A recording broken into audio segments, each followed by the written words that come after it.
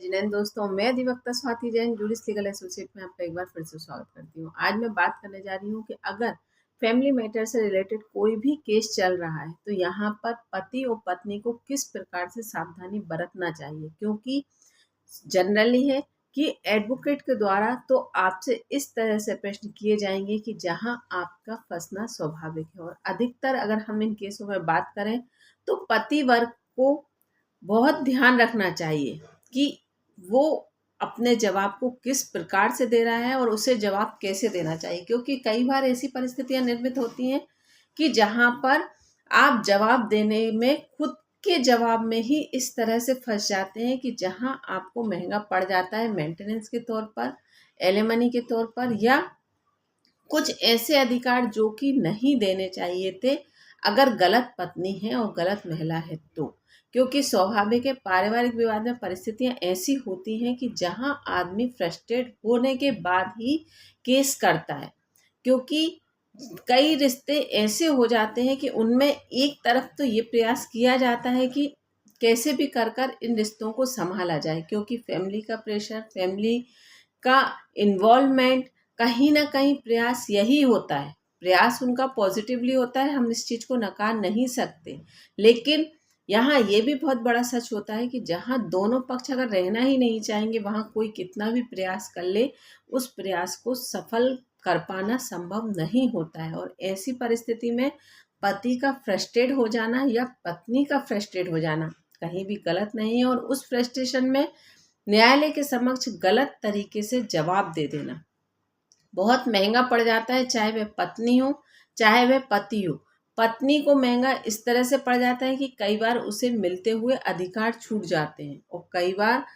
पति को इसलिए महंगा पड़ जाता है कि जहां उसे अपने अधिकारों को एक लिमिटेशन में पूरा करने से कर कर भी काम चल सकता था, लेकिन वह अपने फ्रस्ट्रेशन में उसमें दुगनी कीमत चुका के आता है। तो आज हम इसी पर बात करेंगे। जानकारी पूरी पाने के लिए वीडियो में बने रहिए, और अगर अभी तक आपने मेरे चैनल को सब्सक्राइब नहीं किया है तो मैं आपसे रिक्वेस्ट करूंगी कि मेरे चैनल को सब्सक्राइब कर लीजिए ताकि आने वाली वीडियो की नोटिफिकेशन आपको मिल सके। चलिए अब मैं बात करती हूँ कि अगर एडवोकेट के द्वारा आपसे क्रॉस क्वेश्चन किए जाते हैं तो आपको किस प्रकार से जवाब देना चाहिए। जनरली होता क्या है, वकील कोई भी आपसे सवाल पूछता है तो आप यहाँ पर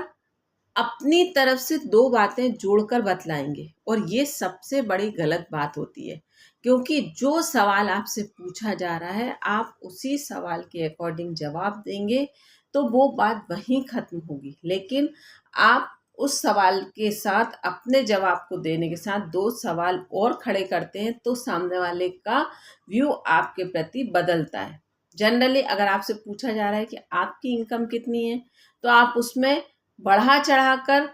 बतला रहे हैं या छिपाने की कोशिश कर रहे हैं। कई बार कई पुरुष फ्रस्ट्रेशन में हम तो इतना कमाते हैं लेकिन हम मेंटेनेंस नहीं देंगे, तो यहाँ आपके ये बोलने से नहीं चलेगा कि आप नहीं देंगे, आपको देना तो पड़ेगा अगर पत्नी कैपेबल नहीं है तो। चाहे फिर न्यायालय, कई केसेस में आप देखना कई हाई कोर्ट के जजमेंट, सुप्रीम कोर्ट के जजमेंट इस तरह से हैं कि जहां ये कह दिया गया है कि आप कमाते हैं या नहीं कमाते ये इशू नहीं है, आपको अपनी पत्नी को भले ही मजदूरी कर कर मेंटेनेंस देना होगा तो आपको देना होगा। और इसी प्रकार से जैसे महिला से पूछा जाए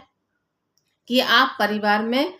किस वजह से साथ नहीं रह रही, आप अपने पति के साथ क्यों नहीं रह रही, तो महिला उस बात को वहीं छोड़कर कि हमारे बीच में किस प्रकार से वाद विवाद हो रहा है, महिला ये कहेगी कि मैं नहीं रहना चाहती, मैं नहीं रहूंगी, वह कारण पे बात नहीं करेगी या जो सवाल पूछा जा रहा है उस पर जवाब नहीं देगी, वो जवाब देगी अपनी तरफ से दो बातें ऐड कर कर। तो यहाँ पर महिला चाहते हुए भी अपने अधिकार नहीं पा सकती, क्योंकि जब ये बात है,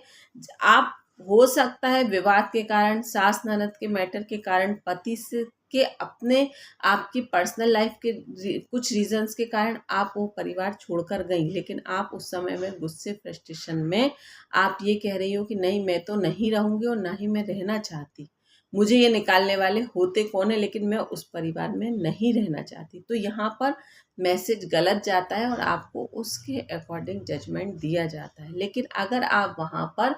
सीधी सी बात ये करें कि मेरे साथ ऐसी परिस्थितियां निर्मित हुई थी और इसलिए मैं वहाँ से चली गई थी या मैं वहाँ रहना मेरा संभव नहीं है। तो वहाँ पर सॉल्यूशन आपको उस तरह से मिलेंगे। तो ये ऐसी छोटी छोटी बातें हैं कि जहाँ आप चीज़ों को ऐड कर कर अपनी तरफ से जोड़कर बतलाते हैं और दूसरी तरीके से सवाल खड़े करते हैं। और एक, जहाँ आप महिला या पुरुष परिवार में कितनी ही बड़ी बड़ी बातें हो जाएंगी, आप उस टाइम में सहन कर कर रह जाएंगे, लेकिन आप न्यायालय में बदतमीजी कर देंगे, अभद्र भाषा का प्रयोग कर देंगे, एक दूसरे पर गाली गलौज, और कई बार तो केसेस में ऐसी कंडीशन भी देखी है कि हाथ उठाने तक की परिस्थितियां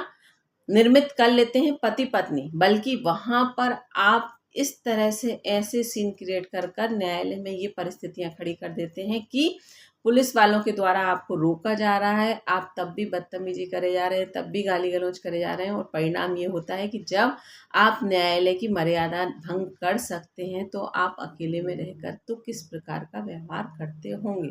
तो ऐसी परिस्थितियों के अनुसार आपके केस में जजमेंट दे दिया जाता है, क्योंकि जो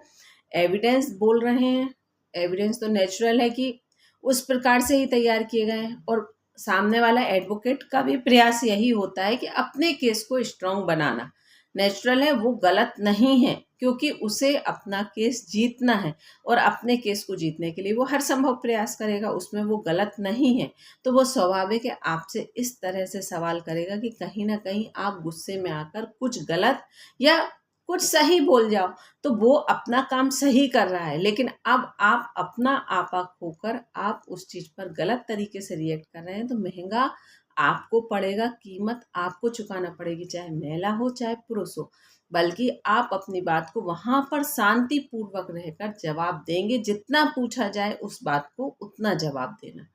आप इनकम की बात कर रहे हैं तो आपको सीधा जवाब ये देना चाहिए कि मैंने इनकम एफिडेविट लगा रखा है, मेरे पास इतनी आय है। लेकिन अगर आपको कोई बात में ऐसा लगता है कि नहीं, ये गलत पूछा जा रहा है या मुझे इससे ज़्यादा बोलने का मौका नहीं दिया जा रहा है, क्योंकि अधिकतर एडवोकेट ये भी कह देते हैं कि आपसे जितना पूछा जाए आप उतना ही जवाब दो। आप उस चीज़ में कई बार सही भी हैं कि नहीं, इस बात में ये चीज़ बतानी चाहिए, तो आप वहाँ पर उस बात पर